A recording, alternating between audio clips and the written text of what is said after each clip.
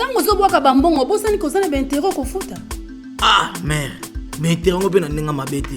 Webike mais intérêt ngo zoleka leke bele makasi. Yango na lingenga pe na salaka moloko mo bana longola mo ba complexe tozaka nango. À chaque fois ozozwa mbongo na banque, kanisa eloko nini okosala nango po mon intérêt wana te. Po mon nango te keza makasi. Ba intérêt ya banque ezaka makasi te. Par rapport ya bambongo o ba defsaka batu na nzela, après un mois ozozongisa 50%.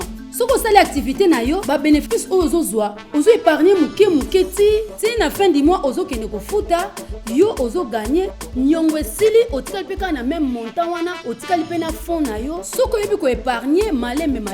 Ba edaka biso nde toyebaka te. Donc so na keba kangai te. Aziza, obanga te. Ba ko kanga yo te. Na moni ki aza penda na raison. Yango moni mbongo ya banque soko zwi yango, il faut zala mayele oyeba ko épargner malembe pona ko futa nyongo. Po biso to bénéficier lobi to bima ba malhonnête te. Sponsorisé par Finca, construire l'avenir ensemble.